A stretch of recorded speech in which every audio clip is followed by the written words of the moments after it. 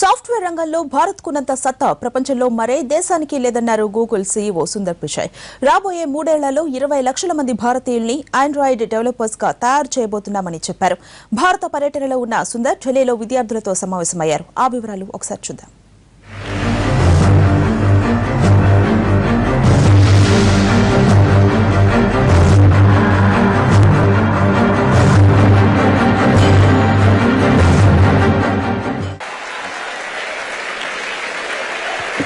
10 years from then, I just gone to the US and the internet, as we know, came into existence. And 10 years after that, mid-2000s, when the first smartphones came into being, right? Android didn't even exist 10 years ago. And but kind of shows you how much things change. And so a lot of what we do is to figure out what that next wave is, and you have to do that. You have to reinvent yourself. Part of the reason we are all very interested in India is, it's an amazingly young country. It's a vast country, and so in many ways we do think the trends of the future will come from places like that. So largely explains our deep interest in places like India. Just to tell you how much India has changed, there's a young man there who's taking a selfie of you from as far as just hoping that you're somewhere in the picture somewhere. One of the things I read about you, it said Sundar Pichai is Sundar Rajan, right? To give you the whole name. It actually was Sundara Rajan. No one can pronounce it. Yeah. No, we can. This is Sundar Rajan. Yeah. Good. I grew up in Hyderabad, Telugu boy, so whatever. Telugu boy. But they said he's an example of the fact that good guys can finish first. Now on this one, the teachers are clapping more than the students. I wasn't exactly a good guy at school, though. Well, a good guy doesn't necessarily have to mean 98%. Just a good guy is a decent person. That's what I've been told about you. Don't believe everything you So are you...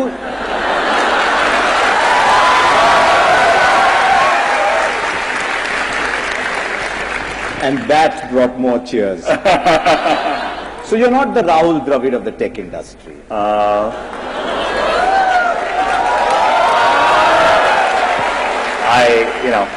I don't know everything about Rahul. I'll tell you. I knew he had good technique. That's all I know about him. No, I'll tell you, a lot of us with the simple middle class background, and I can relate entirely to what Sundar is saying, we find it very difficult to talk about ourselves. So maybe that question was a little wrong. Is Google a fun place, or is it a place for workaholics? No. I think it's there's a lot more balance than people realize. It's an amazingly fun place. I think it is. I did feel like when I first went to Google, I was like a kid in a candy store. There is, you walk around, people are working on amazing things, and and so really stretches your mind. One of the things we talk about in sport is that sometimes it's easier to get to number one than stay number one, and Google has done an amazing job of staying number one. Mm-hmm. How do you handle that challenge? Because when you are number one, everyone wants to be you. So how do you take on the challenge of staying number one? From our perspective, and I think it's true for in technology in particular, the world keeps changing, as I said earlier. So, a big part of what I focus on at any given time is, making sure we are innovating and building products for the future. It's just got to be a normal course of how you think. And so, we are constantly thinking about what to do next. So, Android is very popular. People are using smartphones. But, I always sit and think about what is the next version of how people use computing, right? And so we are thinking about, things like virtual reality or augmented reality. So these are all new areas, but we are constantly thinking about it. And so you have to do that on a constant basis to push forward.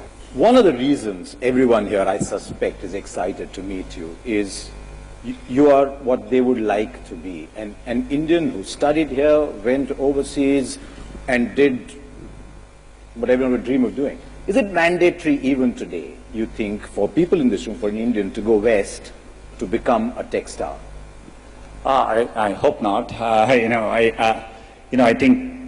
think one of the things which is exciting, I'm excited to be speaking here, is, I do think there are many, many different paths you take. And I think especially I was telling someone on the way over here, last week someone on Twitter tweeted to me and said, thank you on behalf of Indians, this was Indian American, but he tweeted to me and said, thank you on behalf of all Indian Americans for not being a doctor. And, showing other paths exist. And I hope it's the same, being in the U.S., I find people take a remarkably varied number of paths. And, so I do think it's important to follow your dream and do something which you're excited by, so I think if you follow your heart and do what you like, you will always do much better. And so I don't think it matters that you're an engineer or you're in science, or it could be in any field. And I think that, I think you're a good example of, having gone to IAM and switching and being, at that time, I distinctly was impressed by the fact that you were bold enough to do something like that, but I think it's phenomenal. You did something which, you followed your heart, and I think those are examples. In Silicon Valley, part of the reason so many people start up a company is, starting up a company and even having failed, you can wear it like a badge of honor, right? And I think that's important. Culturally, risk is rewarded. I remember when I started working at Google. If I went and, people were discussing ideas, the other people who heard the ideas try to build on those ideas. They encourage you. So it's a culture of optimism. It's a culture of risk-taking, and I think that's really important. So, okay, just a couple before we're taking questions from everybody. You talked about cricket, but you tweet about Barcelona. I'm a huge, football fan as well,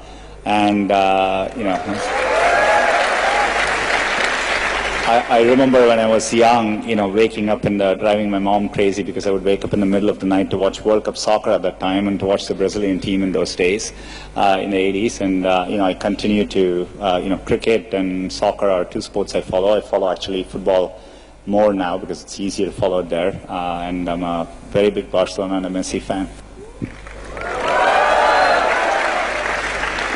All you guys who wanted to talk about Cristiano Ronaldo, don't. I don't know whether you saw the recent El Clasico in which Barcelona won 4-0.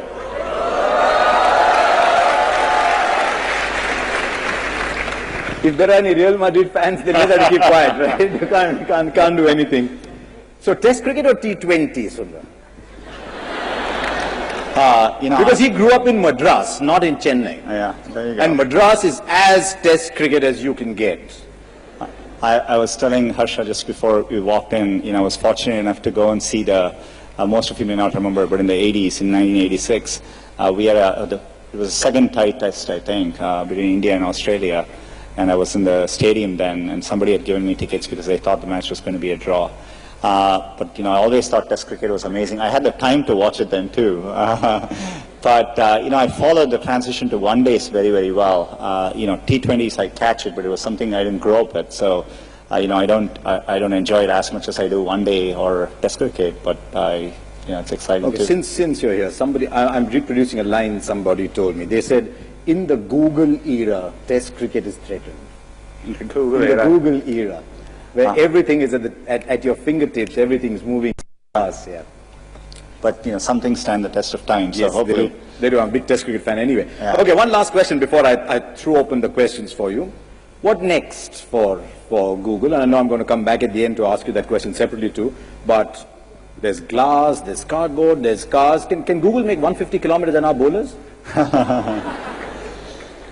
If we could do that, I would just, secretly use it to just make myself the fastest bowler in the world.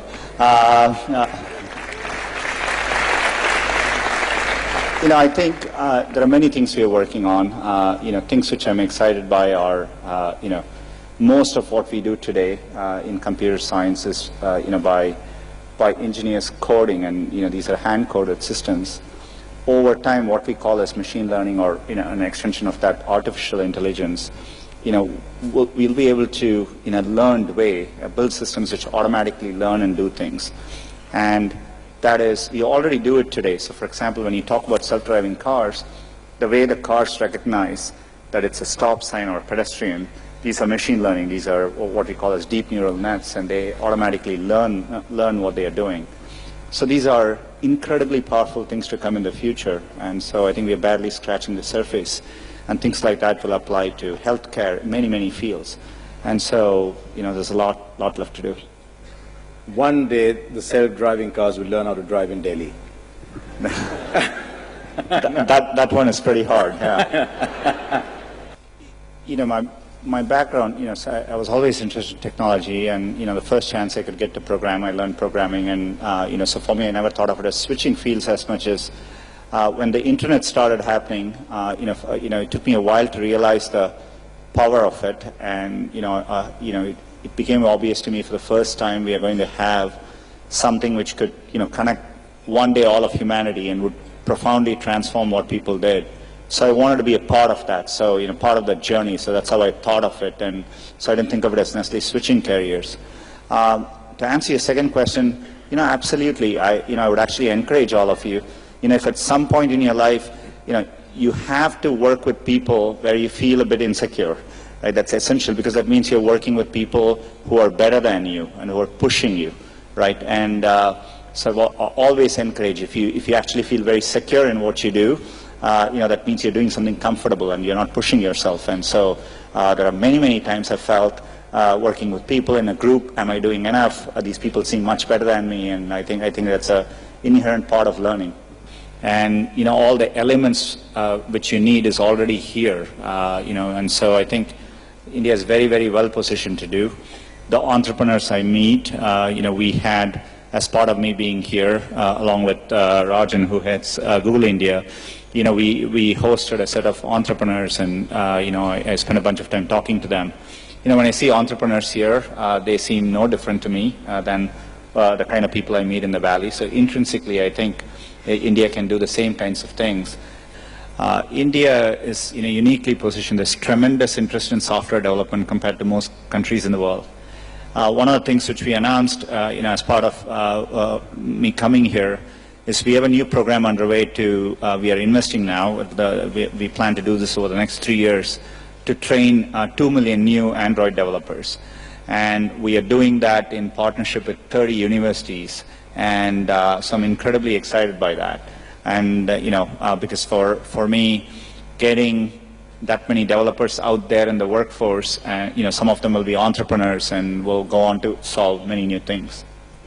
A lot of these people are from Delhi, maybe they're from around here, but I think you'll find that the real fever will actually come from outside the metros. I mean, I'm not saying these people don't have the fever, but it's fantastic to see how India has grown into the smaller towns, and it's grown largely because people like Google have made information available to them. So Google has almost democratized society to that extent. Exciting to hear. Okay, we've got a teacher. This way. Malini Narayanan. From Army Public School, Shankar Vihar? Yeah. All right. Morning. Come on. Sorry, I turned back this way. There you are, ma'am. Yeah. A special moment to interact with you. Must also tell you that we have over 200, 300 school students here, and I head the Army Public School. I'm the principal. My question to you is, the Indian education system has done extremely well. We have you in Google, and that is the proof of the pudding. We want to know, how do we now adapt ourselves to become future ready? And what are the skills and the techniques that the children now need to learn so that they have an edge over the other competitors? There are plenty of nations fielding people. So how do we get the edge over the other nations of the world? Thank you. For me, I think a way, as you said, India has a strong educational system, and there's a culture of valuing education, which is phenomenal. I think ways in which we could move forward would be, for me, if I look at what is needed to solve the next generation of problems, creativity is an important attribute. I think so. Encouraging more creativity through the educational system. Today, I do think our educational system values, rigorous academic knowledge over necessarily, being more creative in how you approach education. I think that's important. Another thing I would say is, and I think it, I've seen it in the best schools in the US, etc. It's what I call it's very experiential, very hands-on. People learn how to do things by doing them, and not just by learning about them, right? And I think that's a big difference. So, to me, so allowing a system in which there's a lot more creativity, learning how to get things done by hand, and so much more of a project-based experiential learning are all, I think, trends which the Indian educational system needs to adopt. And I also think it's important to teach students to take risks, and and making sure the system doesn't penalize for you to take risks, and if you're different. And so those are all attributes which I think are important. When I meet my mom, I'll ask her for suggestions, and but maybe what I'll do next time is when we are working on the next release of Android N, maybe we'll do an online poll on what the name should be, and if all Indians vote,